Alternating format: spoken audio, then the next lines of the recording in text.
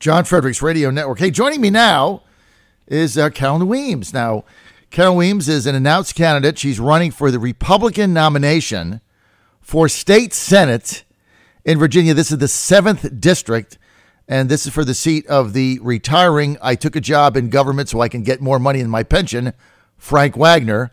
Frank Wagner's backing her. Now, I'm an FOF, friend of Frank, and he's an FOJ, friend of John, so Frank calls me and he says, look, Carolyn Weems, that's the one. So I figure, okay, well, Frank likes her, so she's got to be good, right? And she's with us now. Hey, Carolyn, great to have you. Good morning. So, okay, why'd you get in this race? Well, I have been on the school board here in Virginia Beach since 2002, and I have thought about, running for a higher office, but it did not fit into my family plan. And this time, Frank Wagner called me the night before he announced his retirement and asked me to seriously consider it, and I did. And of course, one of the reasons is because of all the crazy stuff coming out of our capital. I mean, recently it's just been an embarrassment for Virginia to have so many radical left-wing ideals coming out of Richmond. It's trickling down from Washington to our state, and the Commonwealth is not what it was when I moved here 36 years ago, and it's not the same when I raised my 5 children here. And I'm raising my granddaughter here now, so I want to make sure that we keep this seat so that we don't become, so radical and fall into the left's agenda. Well, Carolyn, how long have you been on the Virginia Beach School Board? I was first elected in 2002, and the terms are 4 years. So I've been reelected 5 times since 2002. So, and so that everybody knows, the way that Virginia Beach works for school board is you have to live in the district you represent, but you have to be elected at large. So it's a citywide vote. So you've been on the ballot in Virginia Beach 5 times. How many precincts in the 7th district are in Virginia Beach that you've been on the ballot? Yeah, we have 44 precincts in the 7th. We have, of course, 100 precincts citywide, but all 44 precincts have seen my name on the ballot 5 times, and I have received 70% of the votes. Until this last time, I received 98% of the votes because I did not have an opponent. So I think that my name recognition, I think that people know who I am because of that, and then also because of the stances I've taken as a school board member, and also because of my work with the opioid epidemic in the last couple of years. So I'm going to get into opioid, and I know you've got a personal story to tell, so let's hold on that for just a second, Carolyn. Okay. In your district, 44 precincts in the 7th, you've already been on the ballot 5 times. Correct. How many total precincts are there? Like, how many precincts are there in the 7th that you are not on the ballot for in Virginia Beach? The ones in Norfolk, which is 3 or 4 precincts in Norfolk, which I will be going to their meeting next Saturday, the Republican Norfolk meeting, and I will be hitting those precincts and walking door to door and really making sure that they know that they are as important as our Virginia Beach citizens. Let me ask you this, Carolyn. So you have already been on the ballot in basically 95% of the precincts, right? Correct. Okay. And you've been elected 5 times. Yes. That would, I know you well, but that would, anybody looking at this, right? You've got to, the Republicans have got to retain the seat for any chance of hanging on to the majority in the state Senate. And you're a candidate who has been on the ballot in 95% of those precincts and been elected 5 times with an average of over 70% of the vote. Correct. Right. But you do have a primary opponent that'll be so this nomination will be decided June 11th. Why should Republicans in the 7th district vote for you and not for your opponent? Well, actually, I heard as late as yesterday, around 5 o'clock, that 2 more people have handed in their paperwork yesterday. So we're not sure. So we'll stay tuned to see who they are. But anyway, I think mainly because of my experience on the school board. I bring such a strong voice of education because I know it as I taught a little bit in middle school and high school, actually in Norfolk, and then been a policymaker, on that school board, and we're the envy of many school districts across the country and definitely across the state. I think also I've established a voting record of being fiscally conservative. We've had 2 tax increase votes the last 3 years, and it's very easy for a school board member to vote for tax increase. And actually, we don't have taxing authority, but we send a resolution to City Council asking them to raise taxes. And you'll have Republicans on school boards who often vote for that because they want to make sure their constituents know how important education is. But I have held true to my fiscal conservatism, and I have not voted for tax increases any while I've been on the school board. And also, I own a small business. My husband and I run a small business, so I've got that business background. What is it? And definitely, we're in hard times as far as small businesses. The Democrats, who will probably Cheryl Turpin has moved over from delegate seat to run in this seat, right. And she is, of course, like all the Democrats. They want to do away with the right-to-work state. They want to increase minimum wage. And I know at one time we had 22 employees with our company, and we could not have stayed in business, if all these things change. So my experience with business, my experience with education, my experience with the opioid epidemic, and then just my long-time service to this community. I consider myself a representative and a public servant instead of a politician, and so I'm just really excited to represent the folks here that I know so well, that I've been so involved with in churches, in civic leagues, in the Scouts, with athletic teams. So I have lived here, and I promise I live here. I don't rent here. I live in a district and have done so for 35 years. Carolyn, let's get to some of the key issues because we can talk about who your fall opponent is if you win later. First, you have to be nominated, and Cheryl Turpin has to be nominated. So I'll get to that later. Right now, though, tell me about some of the key issues here. If you get elected to the state Senate going to 2020, there's going to be a couple key things so that I want to get your position on it now. The first is something has to be done, even though it doesn't affect us here in Southeast Virginia. Something has got to be done with 81, right? Something has to get done. And as a state senator, you represent everybody. 81 is a complete disaster. You can't get up or down it. There's basically 2 proposals. One is a gas tax. The other is tolls. The third proposal could be just a general revenue tax with millions of dollars targeted to that. Do you favor any of those? Well, again, my conservative nature when it comes to fiscal responsibility, I will not say I will never raise taxes, but it's got to be a darn good reason, and it's got to be aren't roads needed. Aren't roads a good reason? We've got the 81, the bridge tunnel, and even here right down the street from me, the Independence Boulevard issues.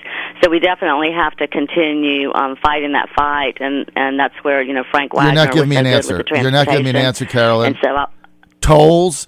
Look, you can't fix roads by finding change under the seat of your car. Right, exactly. I went through this debate. I am not in favor of tolls. I went through this debate in 2013 with all the Tea Partiers screaming about the Bob McDonnell tax to fix the roads. And now, drive from Virginia Beach to Washington, D.C. Try it, okay, like I do every single week. And you now see the benefit of what those taxes have done. We are fixing our roads along that corridor in Southeast Virginia. So I get back to 81, tolls, gasoline tax, or just don't do anything. What are you going to do? Yeah, I am not a fan of tolls.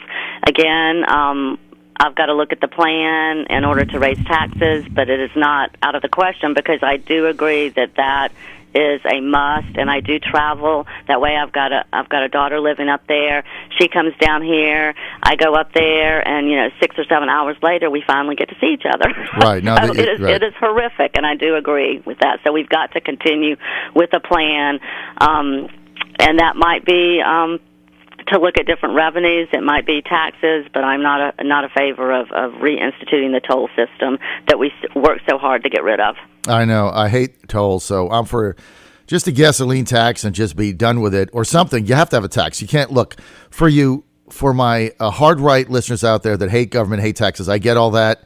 Yeah. If you're going to fix a road, you got to pay for it. Okay. And there's no money from the general fund. We have a balanced budget like it doesn't exist, right? That's not there. You would have to like not pay teachers or cut state troopers pay. It doesn't exist. So you got to have taxes if you're going to fix a road of that magnitude. Okay, let's get to casinos.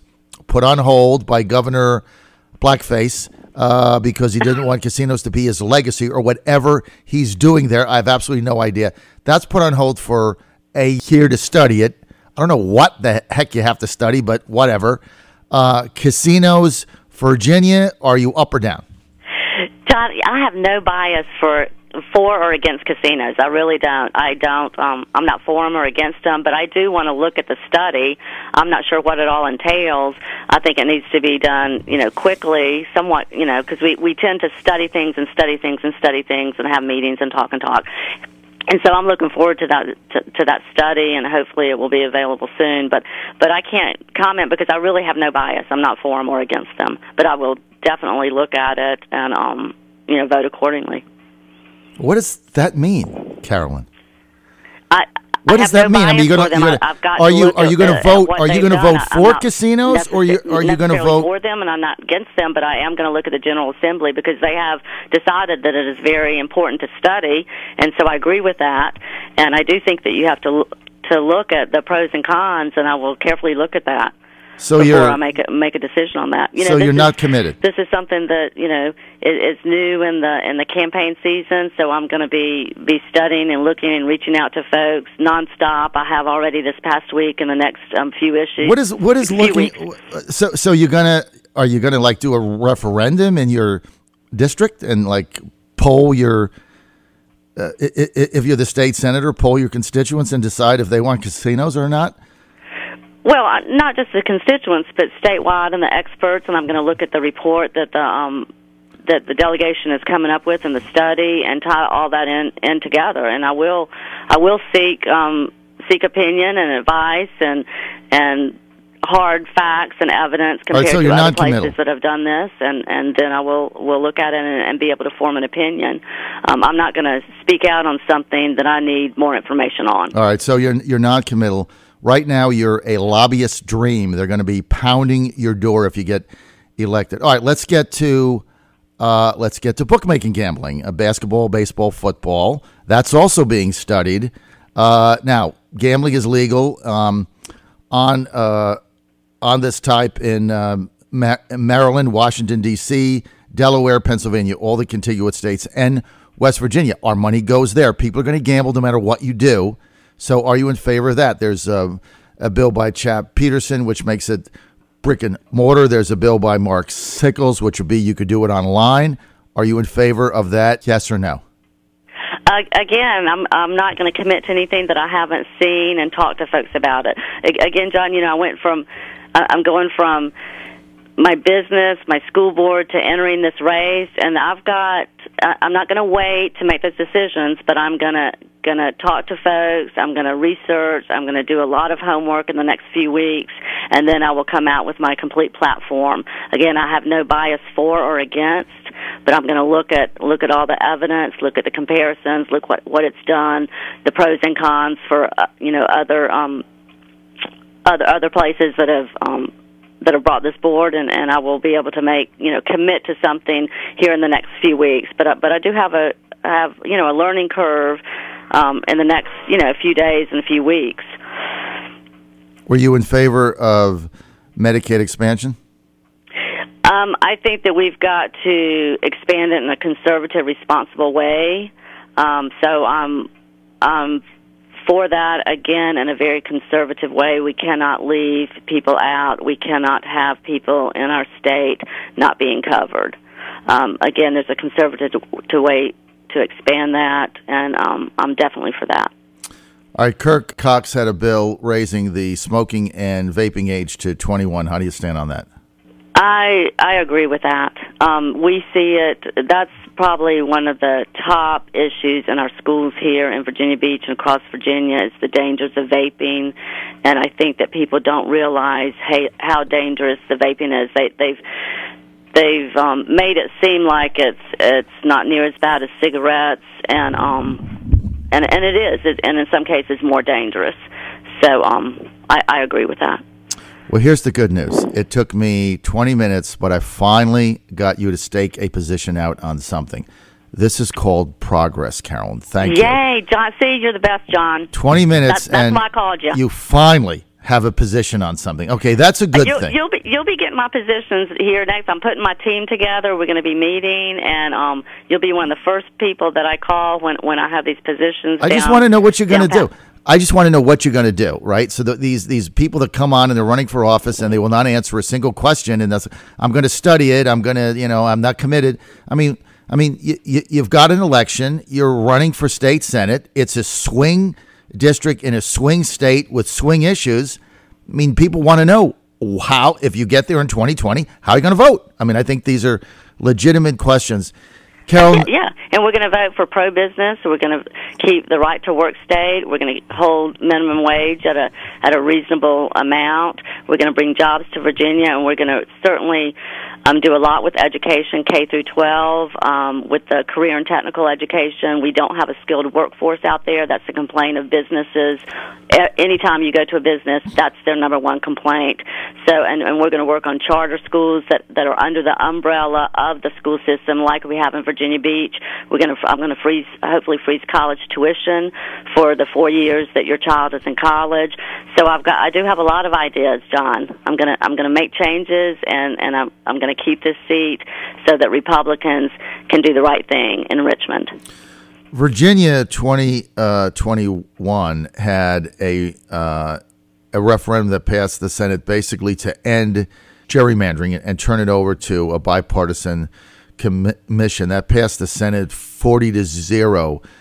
That's going to come up again if you're seated. Are you in favor of that? Yes or no? In favor of how they're still gerrymandering, but just using a different way to do it and calling it a different thing. No, I'm not in favor of gerrymandering.